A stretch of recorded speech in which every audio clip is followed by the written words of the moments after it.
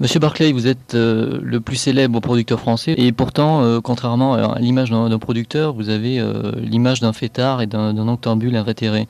Est-ce que c'est d'abord, d'après vous, deux choses compatibles?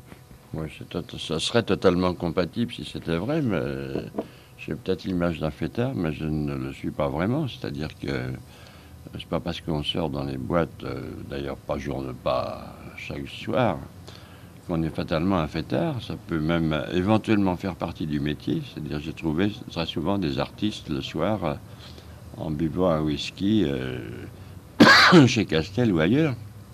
Donc l'image du fêtard, c'est plus l'image de s'amuser que l'image du fêtard dans ce que ça a de vulgaire. Parce que moi, je suis entouré d'amis, d'artistes, et on fait la fête, mais on fait la fête ensemble et d'une certaine façon. C'est-à-dire que c'est une fête qui est souvent d'abord pleine d'esprit, quelquefois musicale, et ça prend une autre, comment dire, une autre dimension que le côté fêtard, justement. Lorsque vous souhaitez vous amuser pour une soirée, de quelle personne préférez-vous vous entourer et dans quel endroit préférez-vous aller?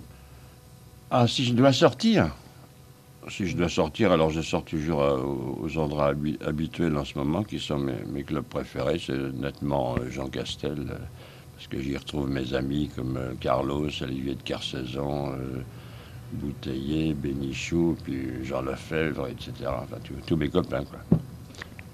Est-ce que les endroits et les boîtes dans lesquelles vous vous rendez dépendent de la musique qui est diffusée à l'intérieur?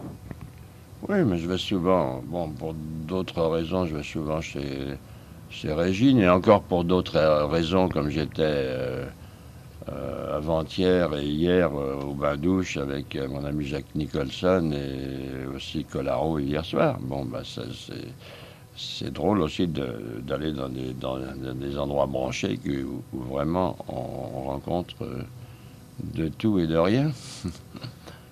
Est-ce que lorsque vous vous rendez dans des boîtes, il vous arrive parfois de danser sur les tubes actuels, sur Michael Jackson, sur Madonna? Oui, de toute façon, moi je danse très peu parce que tellement fait danser les autres que vraiment je suis plutôt au bar à discuter avec mes copains qu'à danser. Moi, ça m'arrive aussi de danser évidemment. Mais pourquoi pas sur les tubes actuels, oui, mais j'ai aucun problème. J'ai pas du tout de. J'ai rien contre ce genre de rythme, bien au contraire, puisqu'on les a souvent employés euh, dans nos maisons de disques et dans nos productions. Donc, c'est un rythme parmi les autres, vous savez. Parlez-moi maintenant du slow. Quel est le slow qui vous a le plus marqué euh, tout au long de votre vie? Bon, ben, c'est celui que j'ai vendu le plus par la même occasion. Il s'agit d'un Liu, des Platters. Ça fait une révolution au moment où j'ai sorti ça, c'est certain. C'est parce que ça s'est beaucoup vendu ou c'était d'abord un amour particulier pour cette chanson? Ah non, je trouve que la chanson était très bien faite, et puis le groupe était à l'époque, et encore maintenant d'ailleurs, il y en a la moitié de mort, mais le groupe était étincelant, vraiment, c'était un groupe très percutant pour l'époque. Et puis encore maintenant, il y a des gens qui me voient dans la rue, qui m'ont dit, vous savez, si on s'est marié, c'est à cause du slow que vous avez sorti en telle année. C'est-à-dire qu'ils ont rencontré des gens dans des clubs, et que d'un seul coup, il y a eu des choses qui se sont faites. Et beaucoup de mariages, je me dis, c'est drôle, c'est un aspect drôle de notre métier, c'est de faire marier les gens. Est-ce que le slow a été pour vous un moyen de vous rapprocher de la dame que vous désiriez? Non, maintenant, j'ai plus besoin de slow pour me rapprocher des dames. Non, non, c'est seulement des. Non, la dame qui s'appelle Caroline, avec qui je vis actuellement, je l'ai trouvée vraiment par hasard. Je dis bien par hasard parce que je faisais des tests, je faisais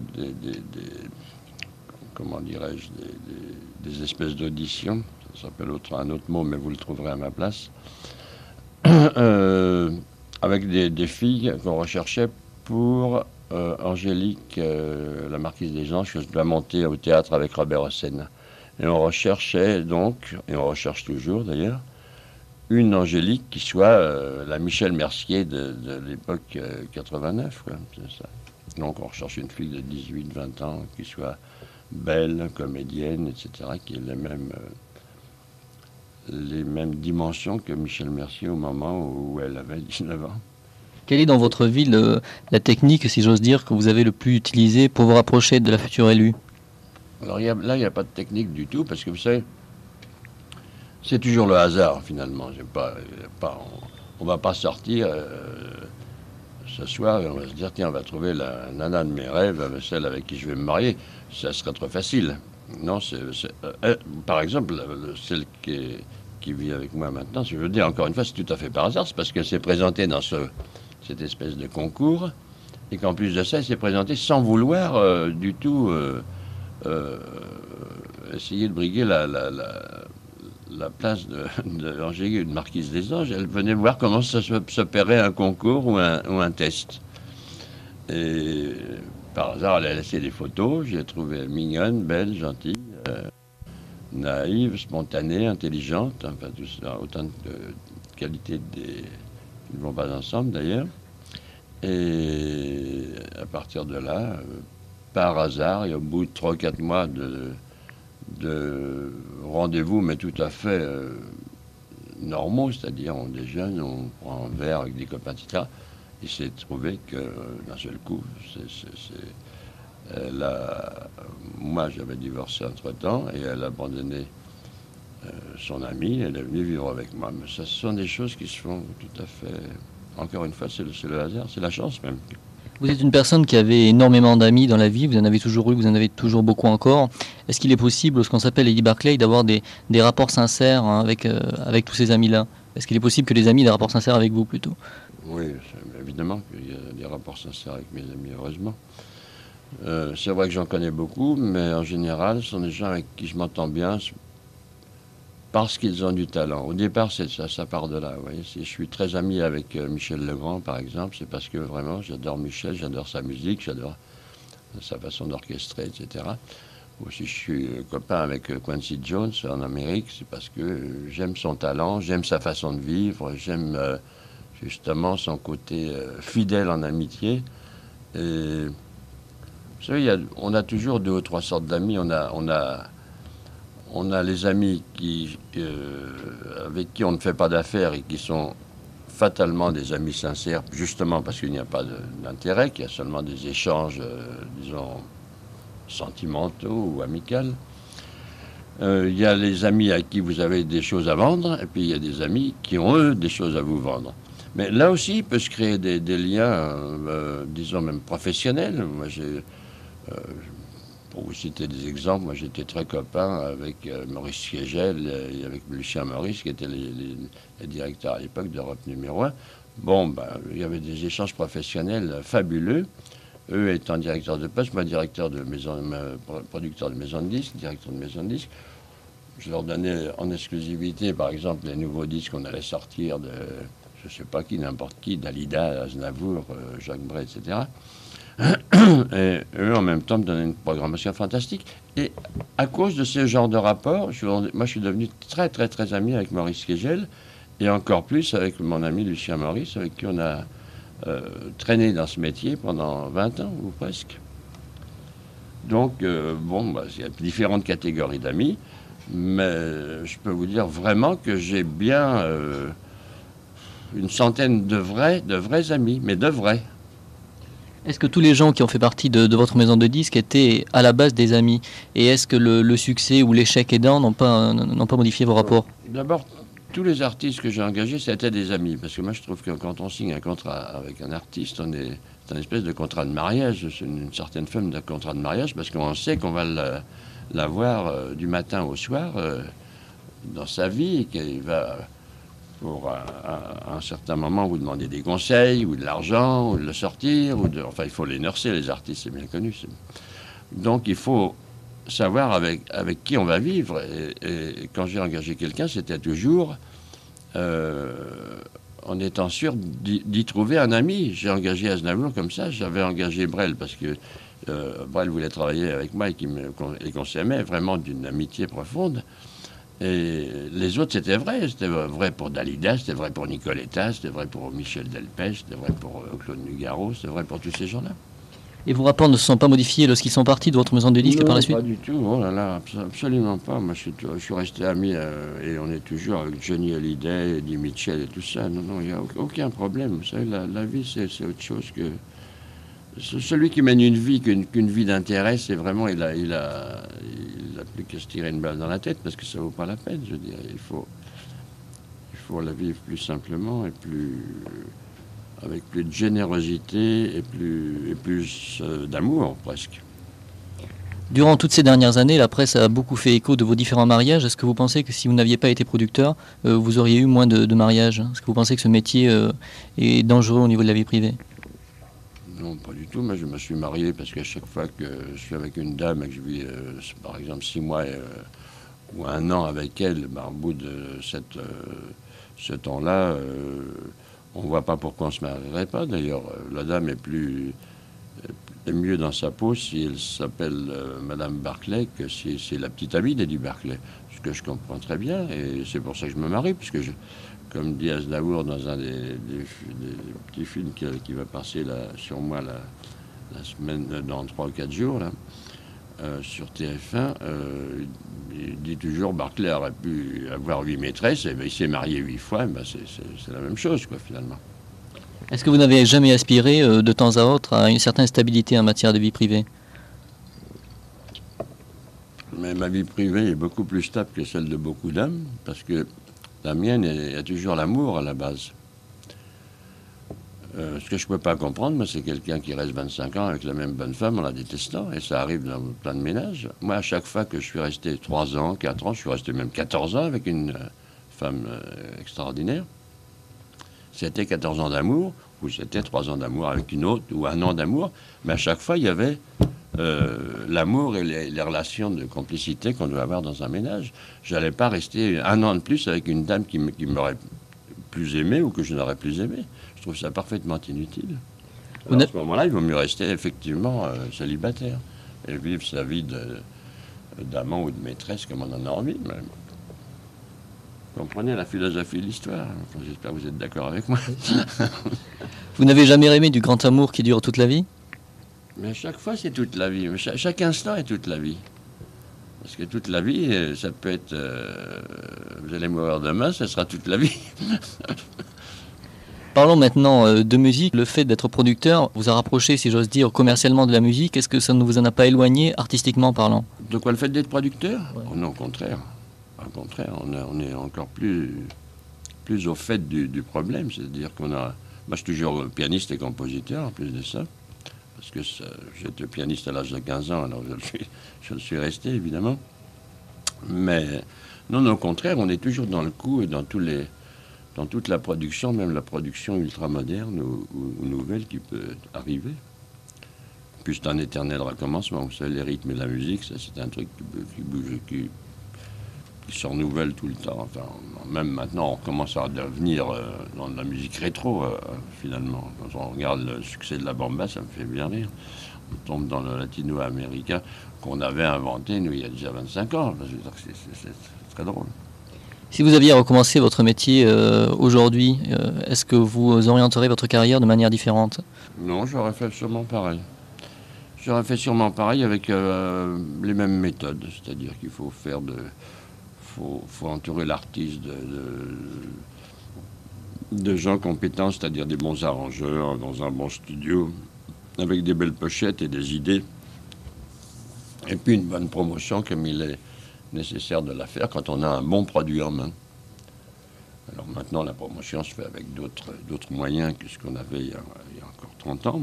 On met les journaux, les télés, les radios dans le coup. Quelquefois même en coproduction, comme le fait le cinéma maintenant, en coproduisant des films avec des stations de télévision comme TF1 ou Antenne 2, etc. Pourquoi pas? Mais c'est la même chose, je veux dire, tout ça se ressemble. Nous avons parlé tout à l'heure de la fête avec vos amis. J'aimerais qu'on parle maintenant de la fête en concert. Est-ce qu'il vous arrive d'assister à des concerts, à des spectacles, des spectacles de café-théâtre? Est-ce que vous sortez dans ce genre d'endroit? Ah oui, tout le temps, à chaque fois qu'il y a des groupes ou des pianistes. Moi, je suis un homme de jazz, alors j'adore évidemment que Lionel Montagne, je dois être au Méridien en ce moment, je pense que je vais y aller ce soir. L'autre fois, il y avait Oscar Peterson, je vais te le voir évidemment. L'orchestre de Karen Basie, tout ça, j'adore tout ce genre d'histoire, même... Grappelli qui fêtait ses 80 ans au Châtelet il y a 4 jours. Et puis même des gens comme Lecout, qui est aussi un violoniste fabuleux en ce moment. Moi, j'aime tout ce qui est bonne musique, sous n'importe quelle forme. Je cours tout le temps. Vos goûts pour le jazz ont toujours fait bon ménage avec vos goûts pour la variété? Ben, on a essayé de faire respecter le jazz justement dans les choses de variété, c'est-à-dire que avec les arrangeurs que je dirigeais, je leur demandais toujours que ça soit un petit peu jazzy. D'ailleurs, Quincy Jones, qui est, comme je vous disais, un de mes amis intimes, a continué d'arranger, même pour Michael Jackson, en donnant toujours des teintes de jazz, très nettement. C'était pas de la musique vulgaire, c'est de la musique efficace. Et jazzy, en tout cas. J'aimerais maintenant que l'on revienne à votre personnalité. Vous avez la réputation d'être quelqu'un de complexe, qui ne vous extériorise pas. C'est une image que vous voyez comme ça, vous aussi? Non, c'est parce que je me fais une protection, parce que comme je suis par hasard devenu un homme public, il est évident que si je ne me protège pas un petit peu, c'est-à-dire si je m'étale de trop, les gens vont m'envahir. Et ça, j'aime pas du tout envie qu'on m'envahisse, justement, parce que de temps en temps, j'ai besoin aussi d'avoir une vie plus simple et plus privée, que ce soit avec justement mes femmes ou avec mes amis, et que d'un seul coup, je peux disparaître verbalement, si j'ose dire, pour les gens qui me côtoient. C'est-à-dire, bon, si je vais dans un restaurant, je ne vais pas aller serrer la pince à tout le monde sous prétexte que je connais 20 tables sur 24, alors je vais être droit à ma table. Alors on peut dire qu'est-ce qu'il est prétentieux, ce type. On l'a vu hier et aujourd'hui il ne nous serre pas la main. Enfin, ça peut être des trucs comme ça, mais ça, c'est pas grave. Paradoxalement, on a vu beaucoup de photos de vous dans la presse en train de rire. Quelle place tient l'humour dans votre vie? Ça tient 95% de ma vie. C'est l'humour, et c'est pas pour rien que j'étais copain avec Fernand Reynaud et avec Henri Salvador, et que j'étais témoin du mariage de nos pauvres amis Coluche et Le Luron, et que je suis le meilleur ami d'Olivier de Kersauzon et de Collaro et de pas mal d'autres. C'est-à-dire que je vis avec les gens de talent et d'humour, justement. Et votre métier de producteur n'a jamais mis à l'épreuve votre sens de l'humour? Non, non, absolument pas. C'est jamais arrivé, ça. On m'a jamais pris un défaut de non-bonne humeur. Parlons maintenant, pour conclure, du côté gastronomique de la chose, si j'ose dire, puisque vous faites de temps en temps de bons repas. Quels sont vos goûts en matière pas de gastronomie, mais en matière de cuisine? Je trouve qu'en matière culinaire, j'aime tout. J'aime tout ce qui est bon, évidemment. C'est comme j'aime toute la bonne musique, aussi bien la musique classique que la musique de jazz, mais plus spécialement la musique de jazz, comme je viens de vous le dire. Mais en matière de gastronomie, je fais la cuisine moi-même aussi. Et je suis en train de faire justement un bouquin, d'une part, et une série de télévision de 24 fois une demi-heure avec les plus grands chefs du monde. Et on va présenter cette série d'ailleurs un petit peu showbiz, dans ce sens que quand j'ai demandé à Girardet, par exemple, que vous devez connaître, qui est à Crissier, près de Lausanne, qui est un des plus grands chefs du monde, certainement, comment on allait faire l'émission, il m'a dit, moi, je voudrais qu'on amène Platini à déjeuner et qu'on fasse un petit groupe avec des artistes, et on va discuter de la cuisine, de ce qu'on aime manger, etc. Donc c'est une émission qui sera beaucoup plus drôle, parce qu'on ne va pas montrer aux téléspectateurs comment on coupe les oignons en 6 et comment on les fait rôtir. Ça n'intéresse plus personne, et puis les gens savent le faire. Donc ça va prendre l'allure d'un un peu plus large, un peu plus showbiz, et on va montrer les vins du pays, on va montrer les monuments de la ville. Par exemple, si on va en Alsace voir Berlin, on va montrer les vins d'Alsace et puis tous les monuments autour. On va faire un tour, une espèce de tour touristique et gastronomique. Est-ce qu'en matière de cuisine comme en matière de musique, vous ne pensez pas que les Américains nous envahissent trop? Oh, non, pas en matière de cuisine. Au contraire, les Américains sont bien contents de venir manger chez nous. Ça... Non, ils ne nous envahissent pas trop. c'est bon pour le touriste français, au contraire, qu'on ait de bons cuisiniers et de bons restaurants. Je vous remercie.